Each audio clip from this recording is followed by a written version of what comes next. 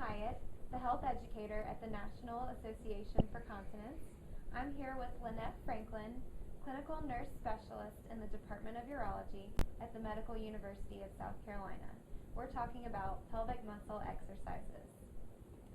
How do you coach a man in how to do his Kegels, or pelvic muscle exercises? Pelvic muscle exercises are contracting and relaxing the pelvic floor in order to control the external sphincter. With a man, the way that you can tell is by standing in a mirror and looking at your scrotum. If you can elevate your scrotum and then relax it, that's a Kegel exercise. There's other techniques you can also do, like trying to squeeze your bottom, like you're trying to stop gas in an elevator.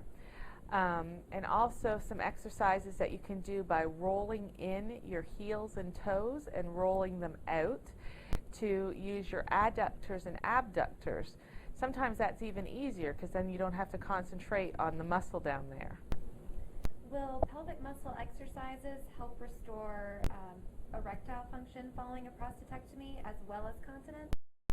After a prostatectomy, the pelvic floor exercises may or may not help with erectile function. But if you do have erectile dysfunction after the surgery, it's important to talk to your care provider. There are many options available that a man and his partner can employ in order to get erectile function back. How does a man's pelvic floor differ from a woman's?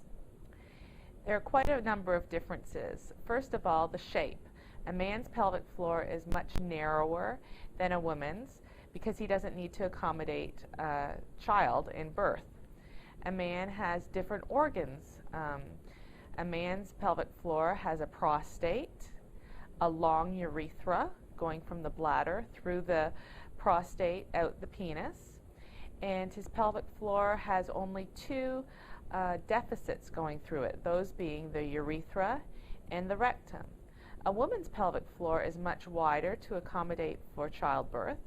Her urethra is much shorter, and her pelvic floor has essentially three holes: the urethra, the vagina, and the rectum. If I cut a person in half and open them like a book, this is what you'd see. This is their belly, and this is the pubic bone. This is the bone that is underneath the pubic hair. Behind that is the bladder. From the bladder comes the urethra, which is the tube that you urinate through. Behind that is the vagina and the uterus. Behind that is the rectum and the spinal cord. Suspending this whole structure is the pelvic floor. It goes from the back to the front, from the hip to the hip. In the female pelvis, we have three holes going through this pelvic floor. That is the urethra to void, the vagina for childbirth and intercourse, and the rectum, which is for your defecation or having a bowel movement. This is his pubic bone right here, and this is his penis. The urethra is much longer than the female urethra, and this area right here is the prostate. This is an organ about the size of a walnut, and it goes completely around the urethra, and his bladder is here. Behind his bladder is the rectum, but he also has a pelvic floor muscle that extends from the pubis to the spine, from the hip to the hip. How do you coach a woman in how to do her Kegel exercises or pelvic muscle exercises?